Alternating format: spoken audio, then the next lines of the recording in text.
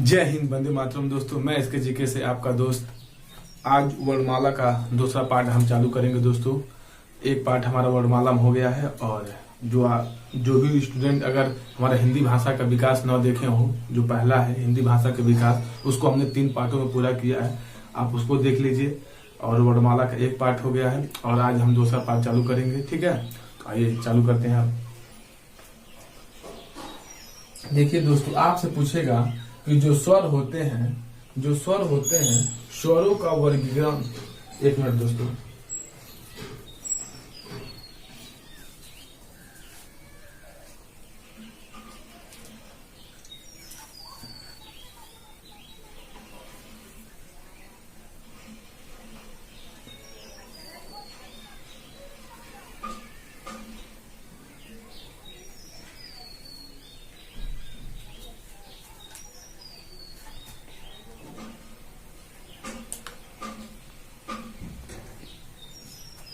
आइए दोस्तों, जो स्वरों का वर्गीकरण होता है, आपसे पूछेगा कि जो स्वर होते हैं वो कितने प्रकार से वर्गीकृत किए गए हैं। वर्गीकरण किया गया मतलब कि विभाजन किया गया है, तो 6 प्रकार से स्वरों का जो वर्गीकरण किया गया है वो 6 प्रकार से किया गया है। ठीक है दोस्तों, तो देख लीजिए। पहला कौन है? मात्रा उच्चारण काल के आधार पर। मात्रा उच्चारण काल के आधार पर कितने प्रकार का होता है? ये 3 प्रकार का होता है। मात्रा काल उच्चारण के आधार पे स्वर 3 प्रकार का होता है। जो पहला होता है ह्रस्व स्वर, दूसरा होता है दीर्घ और तीसरा होता है प्लूट स्वर। ठीक है दोस्तों, 3 प्रकार का होता है। देख लीजिए, जो पहला आपका है वो ह्रस्व स्वर है। ह्रस्व स्वर जिनके उच्चारण में कम समय लगता है, जिनके उच्चारण में कम समय लगता है उसी को हम क्या कहते हैं? ह्रस्व स्वर कहते हैं। ठीक है ना। इनमें देखिए कौन कौन से अक्षर वर्ड आते हैं। अ, ई, उ और ऋषि। कहीं कहीं आपको ये केवल 3 वर्ड ही मिलेंगे। ठीक है, ऋषि नहीं मिलता है। ठीक है, लेकिन ऋषि भी है। नोट देख लीजिए। ह्रस्व स्वर को ही मूल स्वर भी कहा जाता है। ह्रस्व स्वर को ही मूल स्वर भी कहा जाता है दोस्तों। ठीक है, उसके बाद से देखिए, ह्रस्व स्वर के बाद आता है दीर्घ स्वर। जिनके उच्चारण में ह्रस्व स्वर से ज्यादा समय लगता है उन्हीं को हम क्या कहेंगे? दीर्घ स्वर कहते हैं। जिनके उच्चारण में ह्रस्व स्वर से ज्यादा समय लगता है उसे क्या कहेंगे? दीर्घ स्वर कहेंगे। दीर्घ मतलब होता है बड़ा। दीर्घ मतलब होता है दोस्तों बड़ा। और इसमें क्या होंगे? जो स्वर होंगे, जितने बड़े बड़े अक्षर होंगे वही आते हैं। ठीक है दोस्तों, ह्रस्व में छोटा और दीर्घ मतलब बड़ा। ठीक है, तो देखिए, आ, ई, उ, ए, औ, और ये अपवाद स्वरूप है। ठीक है, ये अपवाद स्वरूप ये लगभग में हर में आ जाएगा। मतलब हर ये कॉमन, ये सभी में मिल जाएगा आपको। ठीक है दोस्तों, उसके बाद से आता है प्लूट स्वर। प्लूट स्वर जिनके उच्चारण में दीर्घ से भी ज्यादा समय लगता है। ठीक है ना, जिनके उच्चारण में दीर्घ से भी ज्यादा समय लगता है। इनका प्रयोग कहाँ करते हैं हम? नाटक और किसी को पुकारने में। जैसे मान लीजिए नाटक में या संवाद में किसी को बुलाने में, जैसे कि राम, हम जितना देर तक चिल्लाएंगे ना उसमें क्या करते हैं? यस यस करते जाते हैं। ठीक है ना। हे राम, ऐसे होता है। ठीक है ना। नाटक देख लीजिए, राम मतलब जितना देर तक आप खींचेंगे उसको क्या करेंगे? यस यस बनाते रहेंगे। तो ये हमारा हो गया पहला। मात्रा उच्चारण के आधार पर 3, ह्रस्व, दीर्घ और प्लूट। उसके बाद से आता है जीभ के आधार पर। जीभ के आधार पे भी स्वर जो होते हैं बाबू, वो भी 3 प्रकार के होते हैं। कितने प्रकार के होते हैं? 3 प्रकार के होते हैं। देखिए, अग्र स्वर। ठीक है, अग्र स्वर होता है। उसके बाद मध्य स्वर होता है। उसके बाद पश्च स्वर होता है।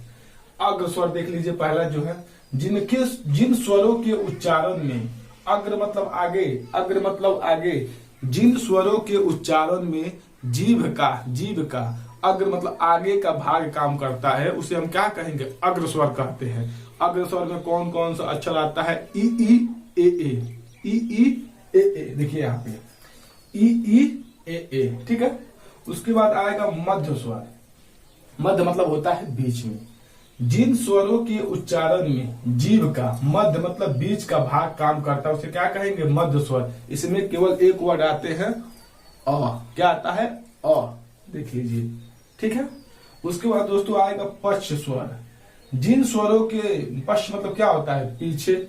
जिन स्वरों के उच्चारण में जीभ का पीछे का भाग काम करता है उसे क्या कहेंगे, हम पश्च स्वर कहेंगे। देख लीजिए, आप बोलिए आ, उ, ओ, और हमने आपको बताया था ये क्या है, ये अपवाद है। ये लगभग में सभी में मिल जाते हैं। ठीक है दोस्तों, दो प्रकार हो गया।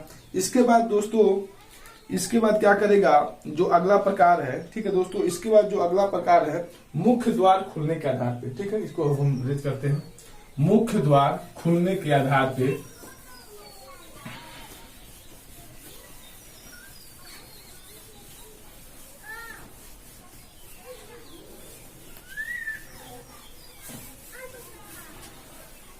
ठीक है दोस्तों, मुख्य द्वार खुलने के आधार पर, यहां देखिएगा, मुख्य द्वार खुलने के आधार पर। ठीक है ना, ये कितने प्रकार का होता है, ये 4 प्रकार का होता है। ठीक है ना, ये तीसरा है। आप देखिएगा 6 प्रकार होता है, ये तीसरा है। मुख्य द्वार खुलने के आधार पर कितने प्रकार का होता है, तो 4 प्रकार का होता है। ठीक है दोस्तों, तो देख लीजिए, जो पहला है वो विवृत। ठीक है ना, विवृत स्वर। ठीक है ना, देख लीजिए, इसकी परिभाषा क्या होता है, जिन स्वरों के उच्चारण में जिन स्वरों के उच्चारण में ठीक है ना, जिन स्वरों के उच्चारण में मुख्य द्वार लगभग पूरा खुल जाता है, लगभग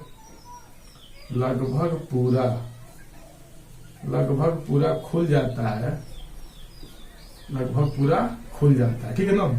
विपरीत मतलब क्या होता है, मुख्य द्वार क्या होगा आपका, पूरा खुल जाएगा। इसमें केवल एक अक्षर आते हैं, आ, बोल के देख लीजिए, आ, देखिए मुख्य द्वार पूरा खुल जा रहा है ना, यही क्या होता है, यही होता है आपका विपरीत स्वर। इसके बाद आपका आ जाएगा अर्ध विपरीत।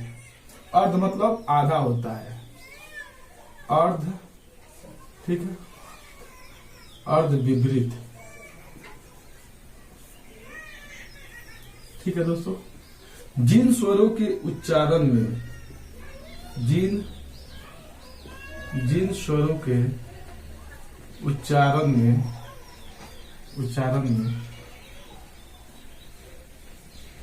मुख्य द्वार आधा खुला रहता है, आधा खुला रहता है। ठीक है, देखिए दोस्तों, जिन स्वरों के उच्चारण में मुख्य द्वार आधा खुला रहेगा उसे क्या कहेंगे, अर्ध। ठीक है ना, तो देख लीजिए इसमें कौन कौन आएगा। इसमें जो अक्षर आते हैं अ, ए और औ। ठीक है दोस्तों, इसमें ये 3 अक्षर आएंगे, अ, ए और औ। ठीक है, मुख्य द्वार क्या होता है, आधा खुला रहता है। अब विपरीत में क्या होता है, पूरा खुला होता है। ठीक है दोस्तों, उसके बाद देखिए आएगा समृद्ध। ठीक है, जिन स्वरों के उच्चारण में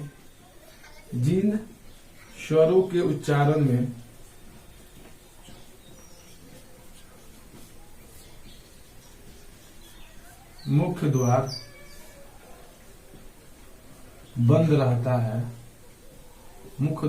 रहता है, वही क्या होते हैं, वही समृद्ध स्वर होते हैं। ठीक है ना, देखिए इसमें जो आता है मुख्य द्वार जब बंद रहेंगे उसमें कौन कौन आएगा, तो दोस्तों देखिए ई ई उ उ, ई ई उ उ, ई ई उ और उ। ठीक है दोस्तों, इसके बाद आता है अर्ध। इसको आप ऐसे भी लिख सकते हैं दोस्तों, अर्ध समृद्ध। ठीक है, अर्ध समृद्ध। ठीक है, ये भी सही है। ठीक है ना, ऐसे भी लिख सकते हैं, और ये दोनों सही है। ठीक है, उसके बाद देखिए जिन स्वरों के उच्चारण में जिन स्वरों के उच्चारण में मुख्य द्वार आधा बंद रहता है, मुख्य द्वार आधा बंद रहता है। ठीक है दोस्तों, देखते हैं, दिखाई दे रहा है। ठीक है ना, हाँ सही है। ठीक है दोस्तों, जिन स्वरों के उच्चारण में मुख्य द्वार आधा बंद रहता है तो अर्ध समृद्ध। ठीक है दोस्तों, तो देखिए इसमें कौन कौन सा अक्षर आते हैं। ठीक है दोस्तों, ए ओ, इसमें क्या आएंगे, ए ओ। ठीक है दोस्तों, देखिए इसमें क्या आते हैं, इसमें आएंगे ए ओ। ध्यान दीजिएगा, एक बार इसको हम रिपीट कर रहे हैं। मुख्य द्वार खोलने के आधार पर स्वर कितने होते हैं, 4 होते हैं। विपरीत स्वर, अर्ध विपरीत, समृद्ध, अर्ध समृद्ध। ठीक है ना, यही आपका है 1, ठीक है 2, 3 और ये आपका 4। ठीक है दोस्तों, विपरीत स्वर जब मुख्य द्वार पूरा खुल जाएगा तो वो विपरीत होता है, इसमें एक आता है आ। अर्ध समृद्ध जब आधा खुला रहेगा, जिन स्वरों को उच्चारण में मुख्य द्वार आधा खुला रहता है, अ ए औ। ठीक है, उसके बाद समृद्ध, जिन स्वरों के उच्चारण में मुख्य द्वार लगभग में बंद रहेगा, जिन स्वरों के उच्चारण में मुख्य द्वार लगभग बंद रहेगा। ठीक है ना, ई ई उ उ। ठीक है दोस्तों, ई ई उ उ आएगा अर्ध समृद्ध, जिन स्वरों के उच्चारण में मुख्य द्वार आधा बंद रहता है। देखिए यहाँ पे स्पष्ट दिखाई दे रहा है, विपरीत मतलब पूरा खुला रहेगा, अर्ध मतलब आधा, समृद्ध मतलब बंद, अर्ध मतलब आधा। इसमें आएगा ए और ओ। ठीक है दोस्तों, तो स्वर आपका तीन पार्ट हो गया है, 6 पार्ट है स्वरों का, ये तीसरा है, 3 और है। ठीक है दोस्तों, तो उसको हम अब कल देखेंगे। तब तक के लिए दोस्तों जय हिंद, वंदे मातरम। चैनल को सब्सक्राइब करिए, धन्यवाद।